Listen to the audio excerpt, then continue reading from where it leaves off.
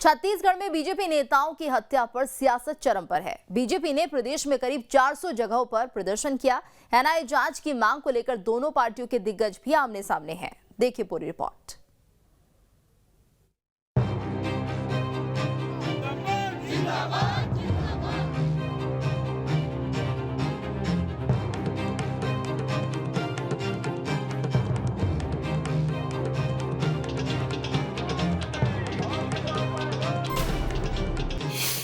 छत्तीसगढ़ में नेताओं की हत्या पर संग्राम।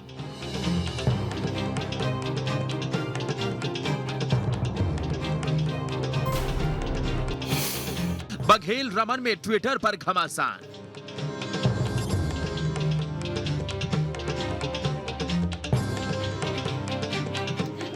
छत्तीसगढ़ में बीजेपी नेताओं की हत्या अब सियासी रंग ले चुका है। पहले बस्तर में विरोध और उसके बाद प्रदेश भर में प्रदर्शन। यह बताता है कि इस मामले को बीजेपी हल्के में नहीं छोड़ना चाहती। लेकिन दिलचस्प बात यह है कि राज्य सरकार ने भी इस मामले में ट्विस्ट ला दिया है। दरअसल बीजेपी की एनआईए जांच की मांग पर सरकार ने ट्रंप कार्ड खेला है और डीजीपी से एनआईए जांच की मांग वाली चिट्ठी भिजवाकर केंद्र के पाले में गेंद डाल दी है। गौर करने वाली बात यह है कि इस मामले में प्रदेश के दाऊ और ठाकुर दोनों आमने सामने आ गए हैं। इस मामले पर दोनों में खूब ट्विटर वॉर चला। पहले बघेल ने ट्वीट किया कि आपको आत्ममंथन की जरूरत है। वैसे भी बीजेपी केंद्रीय एजेंसियों के दुरुपयोग से ही पॉलिटिक्स करती है। इसे पूरा देश देख रहा है। आप अपनी पार्टी की चिंता कीजिए। फिलहाल बीजेपी के पास आपके अलावा कोई चेहरा नहीं है। हालांकि पार्टी आपको चेहरा घोषित नहीं कर रही है।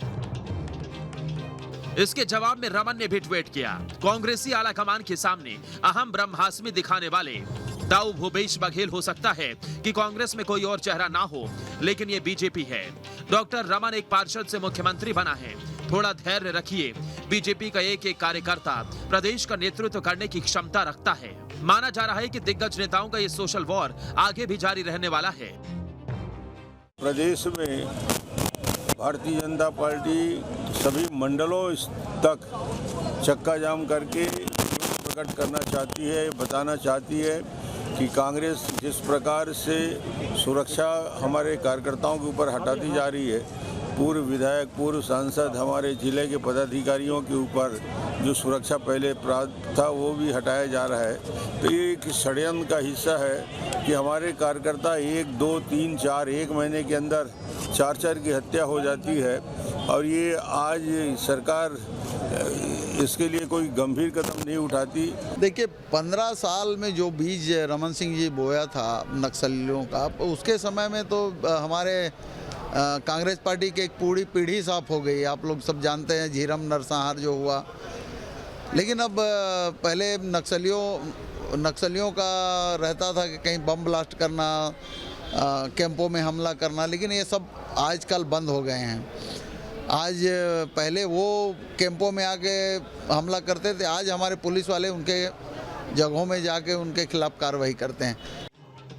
अब सवाल है कि आखिर बीजेपी नेताओं की हत्या पर आक्रामक क्यों है?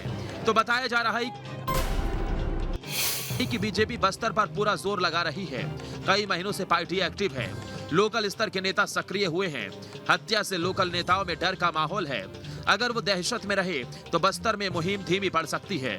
इसलिए बीजेपी विरोध प्रदर्शन के जरिए इस मामले को गर्म रखना चाह रही है, ताकि बीजेपी के पक्ष में माहौल भी बने और साथ ही उनके नेताओं की सुरक्षा भी चुस्त दुरुस्त रहे। छत्तीसगढ़ में जिस तरह से जो नक्सलियों ने 4 भाजपा नेताओं की हत्या की है, उसको लेकर भाजपा पूरे प्रदेश में एक माहौल बनाने का प्रयास कर रही है। इसके माध्यम से कानून व्यवस्था की स्थिति पर सवाल खड़े किए जा रहे हैं। जिस तरह से अन्य घटनाओं को जोड़ करके आज जो प्रदर्शन किया गया है, उसके माध्यम से हिंसा के और कानून व्यवस्था की स्थिति पर सवाल उठाया जा रहा है। साथ ही हम देखें कि मुख्यमंत्री भूपेश बघेल और पूर्व मुख्यमंत्री डॉक्टर रमन सिंह के बीच जो ट्विटर वार चल रहा है, ट्विटर वार में प्रदेश की तमाम समस्याओं को, अधिकारियों पर नियंत्रण को लेकर, प्रशासनिक नियंत्रण को लेकर सवाल उठ रहे हैं।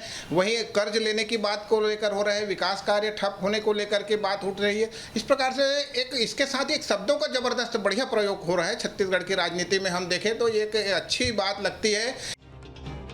बीजेपी की लड़ाई बघेल ब्रांड से है। काम पर सरकार को घेरना मुश्किल है, इसीलिए विपक्ष ने कानून व्यवस्था को अपना हथियार बनाया है, ताकि इस मामले पर घेराबंदी आसानी से हो पाए। लेकिन सरकार ने भी चिट्ठी लिखकर गुगली मार दी है। अब बीजेपी इसमें ऐसी उलझी है कि ना निकलते बन रहा है और ना रहते बन रहा है। छत्तीसगढ़ में साल 2023 चुनावी साल है। ऐसे में राजनीति तेज होना लाजमी है।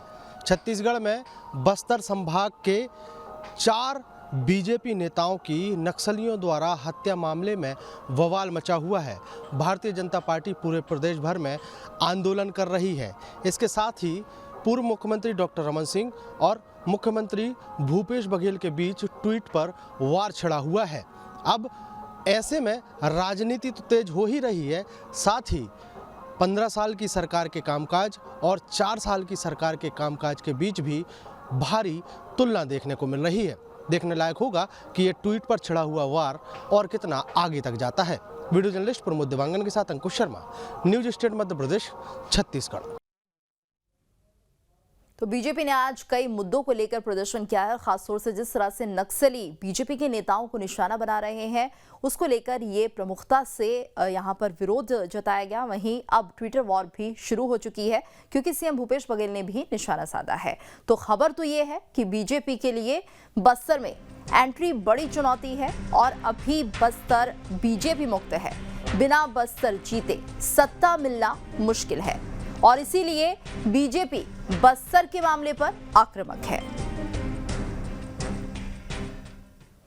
और आखिर में अब आपको मध्य प्रदेश छत्तीसगढ़ की वो जानकारी देंगे जिसके बारे में शायद कम ही लोग जानते होंगे।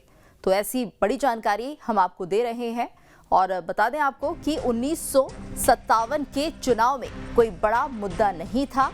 पूरा चुनाव जनाधार पर ही लड़ा गया था, तो परिणाम भी उसी के हिसाब से आए थे और गैर कांग्रेसी दलों के प्रत्याशियों को भी जीत मिली थी। और इसी के साथ इस खास पेशकश में इतना ही। रुकेंगे एक ब्रेक के लिए, ब्रेक के बाद खबरें जारी हैं।